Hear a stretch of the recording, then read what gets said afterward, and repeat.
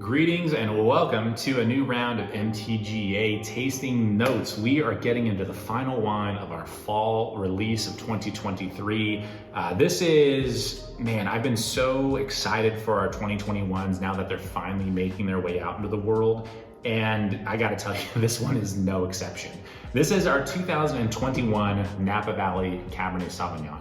Now, this is the second vintage of this specific wine. We didn't start making this wine until 2020. It was the first time we ever made it. And in that year, and moving forward into what this vintage is, it was really the next step in our Cabernet program. There's been a lot of work that I've put in between aging time, barrel selection, fermentation techniques, blending. Anything and everything has been thrown at the wall to really dial in our Cabernet program. And this Napa Valley Cabernet is meant to be that great staple, line it up, knock it down Napa Valley Cab. You want to throw this against that big ribeye steak, go for it. You want to kick back on the couch and just enjoy this for what it is, have at it. You want to give this as a gift, I would be selfish and keep it for yourself, but do whatever you got to do. It's an amazing Napa Valley Cab. I am beyond ecstatic that we've been able to dial in our Cabernet program to where it is today. And this vintage really is going to show you why that is. Now, the thing that I've really dialed in about this wine over the last few years is the barrel selection and the blending. The barrel selection on this leans a little bit heavier on the new oak side of things than is typical for some of our other wines because it is Cabernet after all. It's a little bit bigger, it's a little beefier, it can stand up and you really integrate well with some of these new oak flavors. We're using a combination of 2 to 3 different cooperages and maybe a combination of up to 4 or 6 different types of barrels for this wine, really to add to the complexity and the structure and really give it that X factor and something special. My kind of secret sauce in this wine though is when it comes time for blending.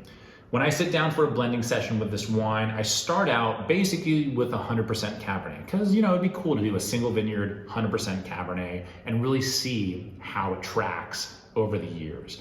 But I do provide myself a little bit of liberty when it needs just a little bit of X factor. This is something that I've done with our Cabernet program since we started it in 2017, and something that we've continued in, is that if we can make a really great standalone Cabernet, we will.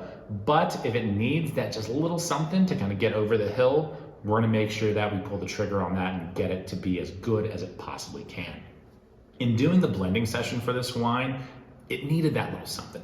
Just a pinch, not a lot, just that little push to make sure that it really could be what we wanted it to be. So this wine, this Napa Valley Cabernet, actually has 2.5% Merlot blended into it. Just a small amount, just enough to kind of richen it up, open up the characteristics a little bit more, provide a little bit more complexity in the wine. And interestingly enough, it is a bigger, bolder, sexier wine as a result. It's kind of my pet peeve about 100% Cabernets every once in a while is that they can be just a little too one-dimensional. It's big structure, big new oak, and there's not a lot else going on. And that's where a little bit of blending can go a really long way. It can help open up that wine and actually provide you just a better wine drinking experience by really subtly changing up those characteristics so you can experience more of the wine. And Merlot is a great blending grape for that purpose. That's why you see a lot of Merlot in a lot of different red wines, is because it just gives it that little edge that it wouldn't have otherwise. So 2021, I swear I've been extolling the virtues of 2021, the potential of it being a vintage of the decade for the last couple of years now, and I still feel that way. Every single 2021 wine that I've had, or made for that matter, has just been lights out. They kind of have a half a step on a lot of other wines. As much as I love our prior vintages, the 21s are just in such a beautiful spot right now. They are great to just dive right into at a moment's notice. Or if you're one of those wine geeks like me that wants to see how they evolve over the course of years, you can let these wines age for easily 10, 15, 20 plus years if you really wanted to. Just make sure you store them in a nice, cool, dark place, and a nice cellar would be good around that 55, 60 degrees with some humidity on their side so the cork stays moist, and you'll be good to go. But if you're a little bit more impatient, and believe me, I can be one of those guys too, feel free to just pop a cork on this bottle and get after it, because it is in a really, really beautiful spot.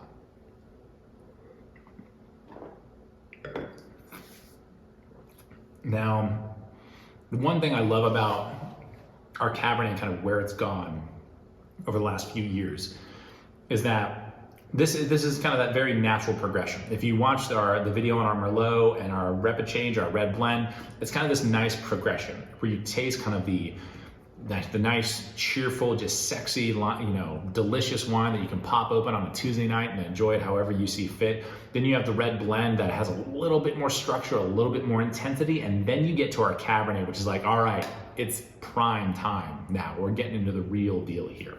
And that's really the goal of these 3 wines that we release in the fall, is to have this lineup, that there's a little bit of something here for everybody, whether you want to go big or go home, or if you just need just that solid glass of red wine to kick back on the couch and put your feet up. There is something here for everybody. The beautiful thing about where this Cabernet is if you love big, bold reds, you can do anything that I just mentioned. It is something that is not gonna let you down. It's got this amazing structure to it where the tannins are a little grippy right now just because of its young age, but you pair that up with a little bit of food, it's gonna be phenomenal. A little cheese, charcuterie, throw that big ribeye steak at this guy, grilled vegetables, barbecue, whatever, anything that's got that nice kind of savory, smoky kind of thing going on. Not too much sauce, you don't want it to be too sweet or spicy, but man, this will be a great Swiss Army knife kind of Cabernet for whatever you want to throw at it.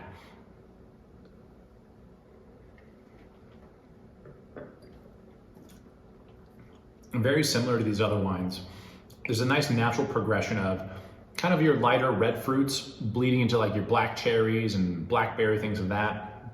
The red blend gets a little darker, a little bit more intense. This is a little bit even more so. This is when you start getting into your blackberry, your currants, your chocolates. There's a little bit more licorice in this wine because of the barrel-lit program that we throw at it. So it has some of those nice kind of spice characteristics hanging about in there as well. Frankly, I'm hard pressed to say this isn't one of the better Cabernets I've made since we started making Cabernet 6 years ago. But man, it's in an amazing spot. So I hope that you have a chance to snag a few bottles and enjoy it later on down the line. So thank you as always for tuning in. This has been another round of MTGA Tasting Notes. Be sure to like, subscribe. If you have other MTGA fans that you're familiar with, be sure to share this video with them and others that might be into wine notes and winemaking, all that good stuff. We're posting regular harvest updates, cellar updates, all kinds of good stuff on this channel. So make sure that you do subscribe. The cellar updates, especially during harvest, are a bunch of fun. If you want to really see what it is like to be a winemaker, I'm going to show you everything that's going on behind the curtain with our harvest updates. So be sure to subscribe to our YouTube channel. You can also check those out on Instagram or the social network formerly known as Twitter.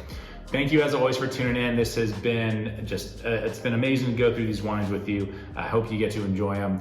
Take care and we'll see you again soon.